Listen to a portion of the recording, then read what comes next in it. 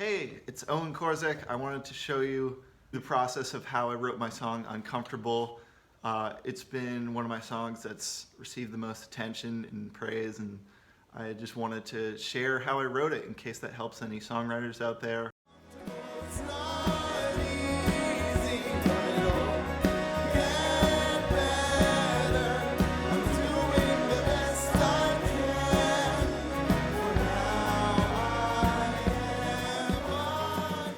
Start by talking about the lyrics. I went into writing this with a specific intention, which I think was really interesting and probably a big reason why it went over well. I was thinking about other music I'd written in the past, and I wanted to write something as good as whatever my best songs were in the past. So I thought about the song I wrote on my album Glow called A New Year that seemed to connect with a lot of people, like more than other songs. So it was like, I was thinking about that. It was like, if I want to make another good song, maybe I should pull inspiration from what's already worked for me. So my intention with Uncomfortable was to make the message as good as that song, A New Year, but add some more insight now that I'm older and there's like a lot more depth behind that whole concept. Like I was able to like pull from the same patterns, but like explain it differently. In a deeper way. So not only copying like some of the theme of what the song's about, but also like the song's about like kind of like going through mental health stuff and finding your way out of it and trying to see the positive view. And but I also took some strategies from the song that were just more technical. Like in A New Year, I wrote the verses in a 3-line form. So like, it happened accidentally, don't know what poured into me, this isn't right. So it's like 1, 2, 3. Like you kind of let that breathe, and then the next verse is like, a slowing of the energy, a dawn that came out empty, no light. And that's the third one, no light. But there's like a space in between the stanzas, and I like that. So I figured I'd do that again with Uncomfortable, where I go, wistful hoping for another chance, not knowing how it's possible in advance, blind faith save me tonight. And it's just like A-B rhyme scheme. So I just plucked that from an older song that I felt worked well, and I was like, why not reuse it, you know? That strategy, but obviously with different lyrics. And then, so when I wrote the hook came pretty soon, either with the verses or after.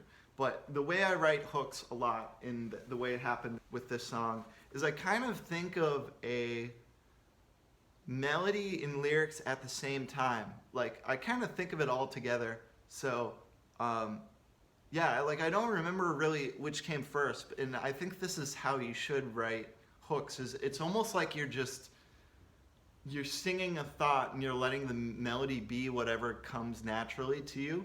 And that helps keep the hook natural because you're not separating the process of writing the lyrics and the melody. You're just like trying to put it in together. I actually went into this intentionally wanting to write a good hook. So it wasn't really that accidental.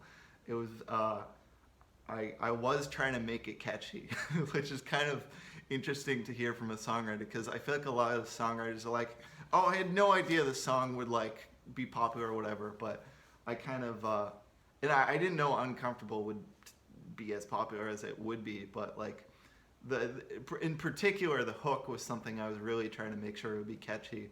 I think I was listening to like a bunch of Grimes at the time, and like Grimes writes a lot of like really simple poppy hooks and stuff.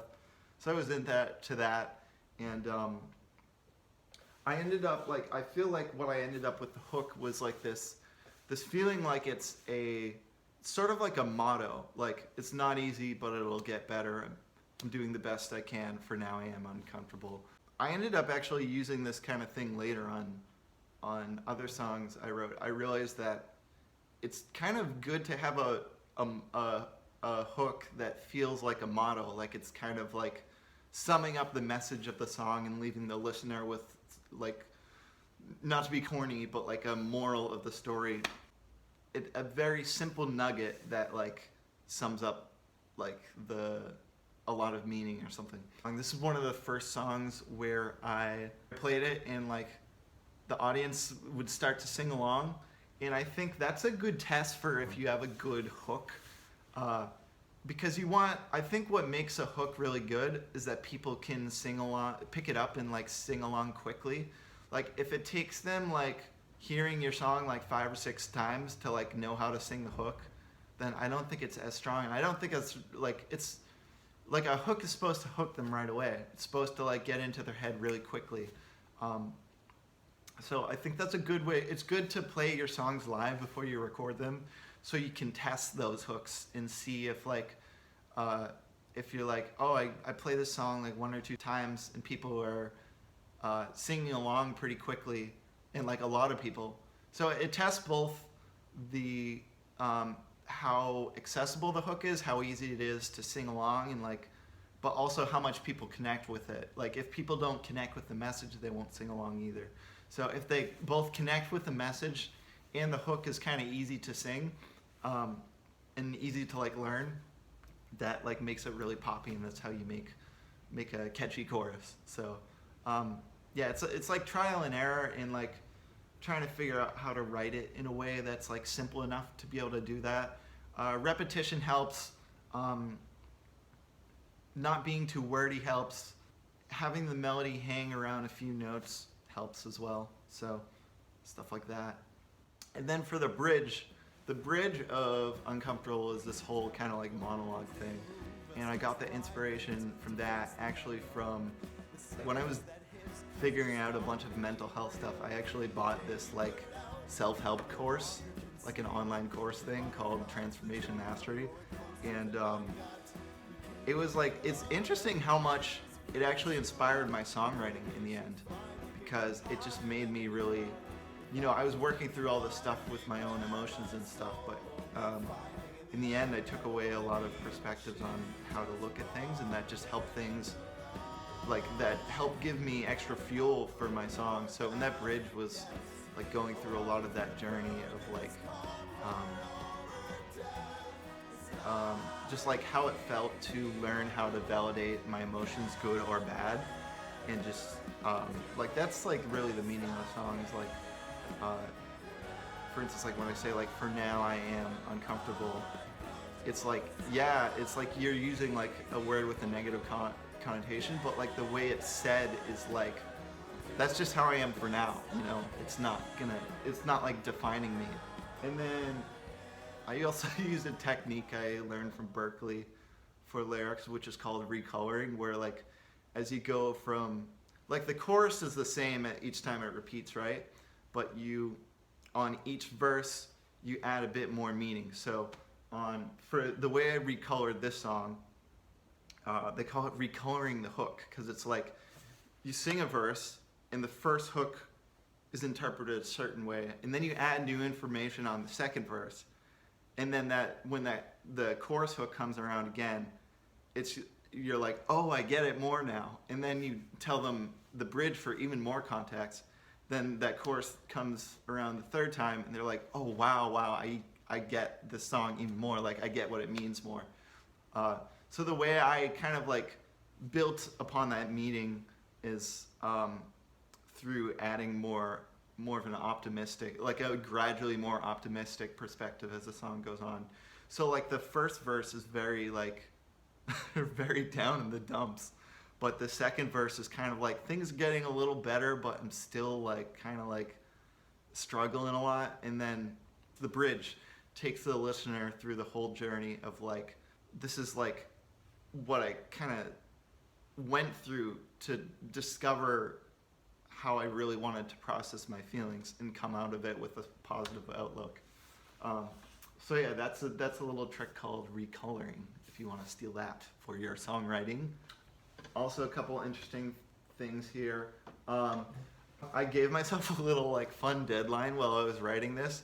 I actually wanted to just like finish it up real quick and just play it at a show, just because like I was like, I just really wanted to play it, and I knew like, oh, I can just, if the lyrics aren't perfect yet, I can just edit them later. But I'm just gonna play this at like a really small show, and but what ended up happening is I think I played it at 2 shows or something, and like it just had such a good response already that I ended up not editing stuff. And when I tried to edit things, I was like, like I think it's just meant to be kind of raw. But I'm glad that I had that sort of like mental deadline of like, I'm just gonna perform this the way it is for a bit, because I think if I hadn't shown people what I was working with yet and gotten that good feedback, I probably would have like been overthinking the song and trying to change the lyrics too much and make them like more polished.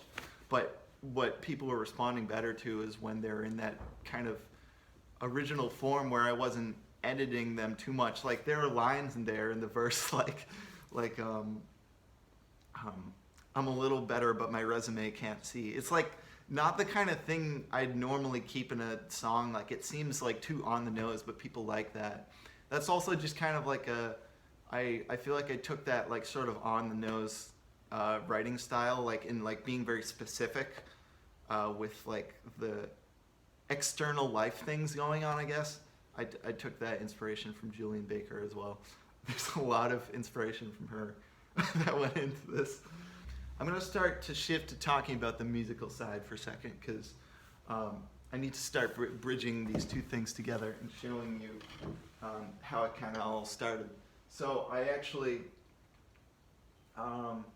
so when I was writing the verse musically, I actually wrote it on electric guitar. I was playing around with, and again, this is more, I was really on a Julian Baker kick, like really into her music at this time.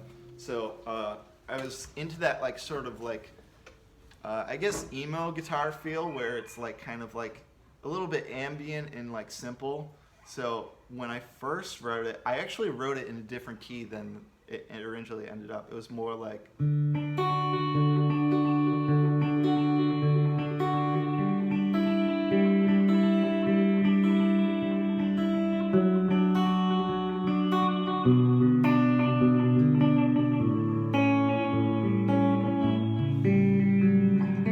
was something like that. So I was very inspired by like those kind of more like sad guitar tones. And I literally wrote it on an electric to get that like feeling going and to like inspire me in that sense. And then when I got to the chorus, I came up with this riff that kind of ended up getting trashed later, but sounded kind of like, it's not easy, but it all get better, doing the best I can. For now I am on. So that's kind of like the original feel I had going with it. But then I ran into issues with like, I was trying to find the right key to put it in so that the chorus would sit in the right spot. Because when I originally thought of the hook, I thought of it as this like very, very energetic thing. Like I'll play sort of like the feel I had in my head at first. It was gonna, I was thinking more of like a style of like sort of like the Wonder Years, something like singing in a bit of a higher range, like, it's not easy, but it'll get better. I'm doing the best I can.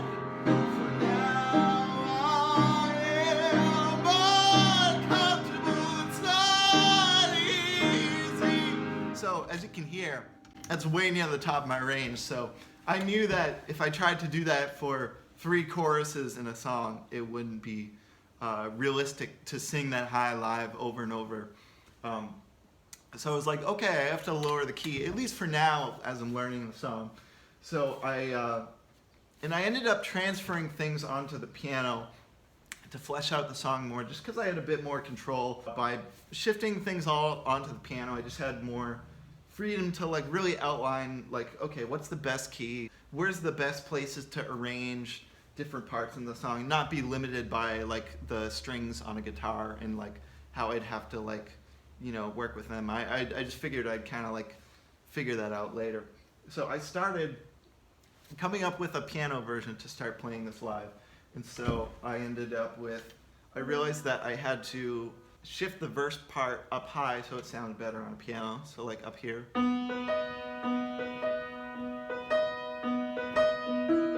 Otherwise it was like, which I'm just not really into that feel on the piano that low. I feel like piano sings better higher. But and then I got to, but yeah, I ended up in this key where the vocal sat around here. So it was like, it's not easy, but it'll get better. I'm doing the best I can. For now I am uncomfortable. And then like, and then I was able to put the bridge to these kind of chords, like the feelings are worth it, the pain that won't go, cause they move us to try things, to face the unknown, the sickness that hits if you stop being real. So it had this kind of like theater feel, which one of my friends pointed out to me as I was first like showing the song to people. So that leads me into, once I started bringing this to my band Nervous to kind of like flesh it out in a different way. Because I was playing it live solo, and also this is a good point to put in. If you ever play a song live and people are like on the first listen, like the first time they hear it live, they're already asking if you have a recording of it, that's a sign you have a good song.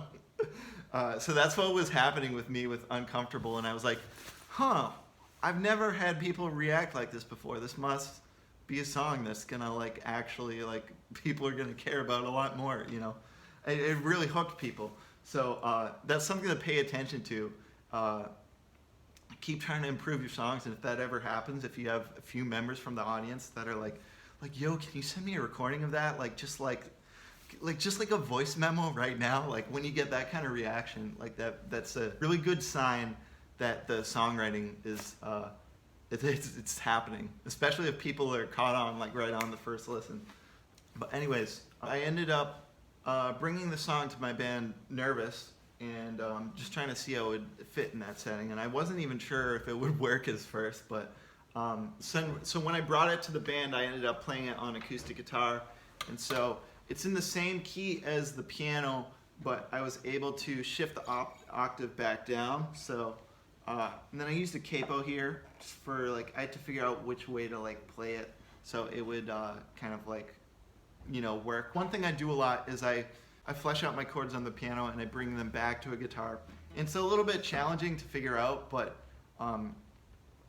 it kind of like makes the guitar part unique or something. I really like it. So yeah, the guitar part ended up sounding like this with Nervous. It sounds like.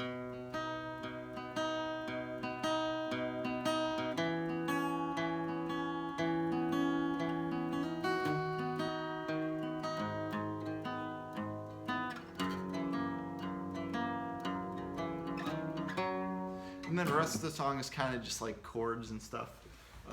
But it's like, as opposed to like, which is a higher octave. So I think it's good to be conscious of like what kind of sounds better on different instruments. Some instruments sound better with like a lower octave arrangement. Some sound better with a higher octave arrangement for a particular riff or whatever. One thing you learn with bringing like a song to your band or whatever is like, even if it is originally your solo song, you don't want to micromanage how they interpret it, because I found that by letting people like do their own interpretations and like the players like doing their own things with it helped it like shape it into something really cool. So I used to have this riff when I did the solo version, and this will probably be in the solo version when I put it out solo as well, because I'm trying to do a acoustic version of it solo. But when it's solo, I was able to fit this riff like that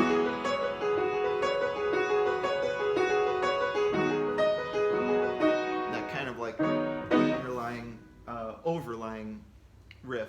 And then so when we brought it to the band, I thought that would work on lead guitar, but we tried it and it just kind of didn't feel right. So we're just like, you know, we don't need that. And we started making changes like the way my bandmate Justin played the drums, like kind of like picked up the tempo a little bit and gave it a little bit more of a happier feel, which was a nice contrast to like a pretty like deep and sad song in some senses. And so like just inspiration like that, and like the bridge, because originally in the bridge I had this very like da da da da da da feel for the entire thing. It was just like this big build up, like da da da da da da da. And then when I brought it to Justin, they did this drum part that kind of like mixed it up and gave it more of a punk feel. I'll link a little example in the video for a second so you can hear it. There's a word for the pains that won't go, 'cause they move us to try things, to face the unknown. The sickness that hits 'cause you stop being real. The day you blurt out, you can no longer conceal. The butterflies, the drum. But yeah, that drum part really changed. It gave it this change of feel. Instead of just being like da da da da da da over and over and over, it gave it some variety of like da da da da da. It helped the bridge feel less long. I think another lesson I learned from that is like trust your bandmates. Like they have good ideas. Like you don't want to let your song only be in the bubble of your own ideas, because like other musicians, they're able to see it from an outside perspective and be objective and bring in new stylistic influences, and that helps a lot. I think also just so that's basically like a lot of the what was going on with like the lyrics and music. Also, I'm just gonna throw in this last point. I think a big reason why this song finally worked out right for me and like went over well for people and also felt authentic to me, which is what you want. Like you don't want to just sell out. You want to write songs that are very authentic and very accessible at the same time. That's what I found was like the perfect balance with the song. Like I wasn't pandering or anything, but I was just trying to take my authentic style and make it more accessible, and that really clicked with people. So in terms of making things more accessible without like losing your uniqueness, I think that comes down to really just understanding like the psychology of how a song comes across to other people. So like what I had learned over the years is that like you really want the hook to like catch their attention. You want like the first few lines to catch their attention. And it's like if you miss these certain things, it's like, yeah, the song might be technically good, but like you just kind of don't really draw people in as much. So like I think you can make a really creative song. Like this song has like one of the longest bridges I typically hear. Like it's got its like weird creative moments and like lyrics that you normally wouldn't hear in a song and stuff, but like the thing that makes it work in terms of an accessibility thing is like just finding the points of where it's going to connect with other people's psychology. So like I kept it the meaning of it pretty universal, so that like it would kind of relate to like people going through any kind of like hard time, like whether it was like a little bit uncomfortable, like just like one bad day, or like a really bad stretch. I wrote the song to like work for both things. So like that's one thing, is like sort of like a universal meaning that's like that's powerful, like even like in different ways that you look at it. Another thing is like like just having a hook, having like a groovy feel, and just like normal song format, like verse chorus, bridge chorus. It still works. It's still amazing. It's still like helps people get into your song. So yeah, stuff like that. I think the main thing I want to get across in this video is you can still be yourself as a songwriter, bring in a lot of your own influences and stuff like that,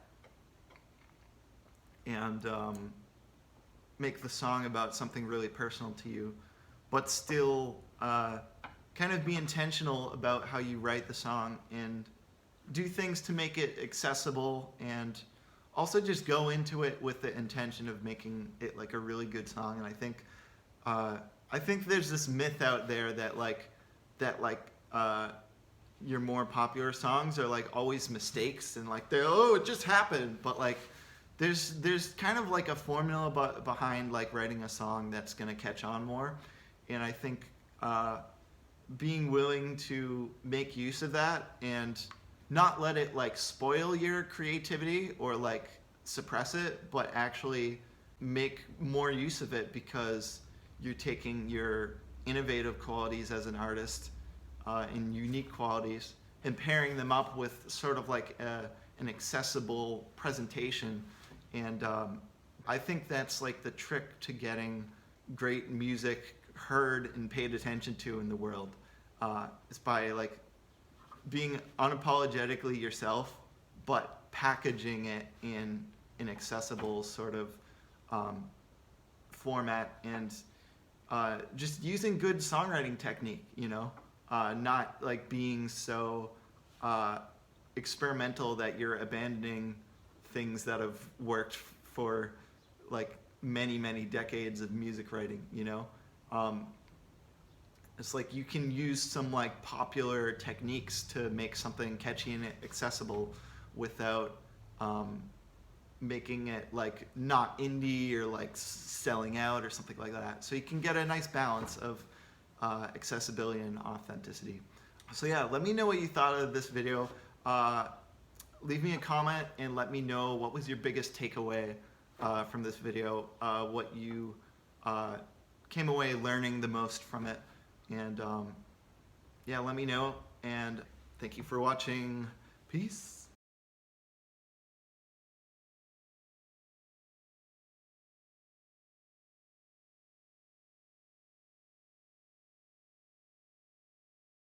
As catchy as this hook is, it's like, I actually thought it would be a little bit too complex. The way the phrasing starts on the phrase is kind of what I was worried about, because it was like, there's like this whole like connecting thing, like, for now I am uncomfortable, it's not easy, like that. Those lines kind of run into each other. But I think that actually worked out really well for the songwriting, because this song, like, there's a magic to that chorus hook that you can learn from, because it's almost like a figure eight. It kind of like loops back into itself, which I think led to people, like, I got a lot of comments from people of like, oh, I've been like, that song just like gets stuck in my head all day, like over and over. And I think that's because that chorus has like it returns to the start of itself fluidly. Like, and even like the meaning of the lyrics, it shifts back from like it's not easy is like kind of negative, but it'll get better, positive. I'm doing the best I can is positive. For now I am uncomfortable is kind of like negative, or like in between. And then like, so it's like this lilting of like positive and negative emotion back and forth, along with the music too. Like the chords go kind of like major, minor, minor.